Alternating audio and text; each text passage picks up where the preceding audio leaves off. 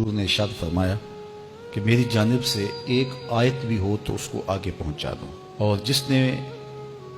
جان بوجھ کر کسی حدیث کو میری جانب منسوب کر دیا جبکہ وہ میں نے نہیں کہا تھا تو وہ اپنا ٹھکانہ جہنم میں تلاش کر لے۔ آج کل سوشل میڈیا کے دور میں جو بھی آگے اس کو بڑھا دیتے ہیں کہ یہ حدیث رسول ہے، بہت ساری ایسی چیزیں ہوتی ہیں جن کا حضور کے فرمان سے کوئی تعلق نہیں ہوتا ہے۔ چیز اچھی ہے تو اس کو حضور سے منسوب کر کے آگے کیوں بڑھایا جائے اگر وہ حضور کا فرمان نہیں ہے۔ مختلف بزرگوں کے اقوال کو حضور علیہ السلام کے ساتھ منسوب کر دیا جاتا ہے، تو دیکھنا چاہیے کہ حضور علیہ السلام کا فرمان کیا ہے۔ ظاہر ہے علم کسی صاحب علم کے پاس بیٹھ کے ہی سیکھا جا سکتا ہے، جو متقی ہو، پرہیزگار ہو، دیانت کے ساتھ بیان کرنے کا مزاج رکھتا ہو، تو اس سے ہی دین حاصل کرنا چاہیے۔ ہر ایک شخص سے تو ہمیں دین حاصل کرنے سے منع کیا گیا ہے، کہا یہ دین ہے، اس کو ایسے ہی جس سے چاہو حاصل نہ کر لو، اس کے لیے بھی ہمیں معیار دیا گیا ہے۔ اور بعض لوگ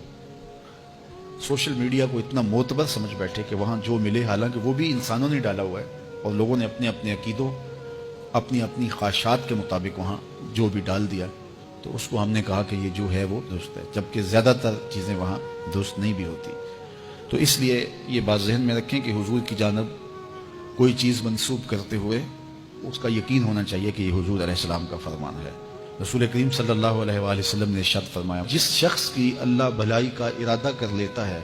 اسے دین کا فہم عطا کر دیتا ہے، دین کی سمجھ نصیب کر دیتا ہے۔ اور پھر ارشاد فرمایا، ایک وقت ایسا آئے گا لوگوں پر کہ جب اسلام کا صرف نام رہ جائے گا، اسلام کا صرف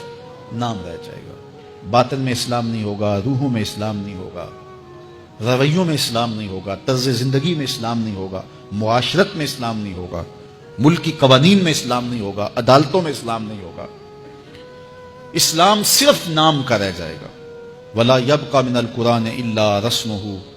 اللہ اکبر، اور قرآن صرف رسم کے طور پہ، رسم الخط کے طور پہ باقی رہ جائے گا۔ بڑے خوبصورت لکھے ہوئے کلمات تو ہوں گے لیکن کسی کے عمل میں قرآن کی تعلیمات کی جھلک دکھائی نہیں دے گی۔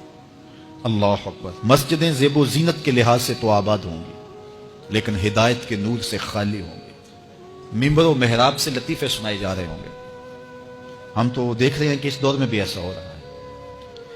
تلقین غزالی نہیں رہی اور فلسفہ رومی نہیں رہا، اذان رہ گئی، انداز بلالی نہیں رہا۔ حضور نے فرمایا کہ سب سے شریر طبقہ اگر ہے تو وہ بھی علماء کے روپ میں ہے، اور سب سے اچھا طبقہ اگر ڈھونڈنے نکلو تو فرمایا وہ بھی اور کہیں نہیں ملے گا، وہ بھی علماء کے روپ میں ہے۔ اس لیے سب سے زیادہ پھر چھان پھٹک تو اس شعبے کی کرنی چاہیے اور دیکھنا چاہیے کہ خیر کہاں ہے، اور خیر کو حاصل کرنے کے لیے 2 قدم آگے بھی چلنا پڑے تو کوئی حرج نہیں ہے، اور شر کو چھوڑ دینا چاہیے۔ حضور نے ارشاد فرمایا، اللہ کے نزدیک سب سے زیادہ لوگوں میں جو شریر شخص ہے، قدر و منزلت کے لحاظ سے قیامت کے دن سب سے شریر شخص وہ ہوگا جس کے علم نے اس کو نفع نہیں دیا۔ اللہ تعالیٰ جل شانہ ہمیں علم نافع عطا فرمائے۔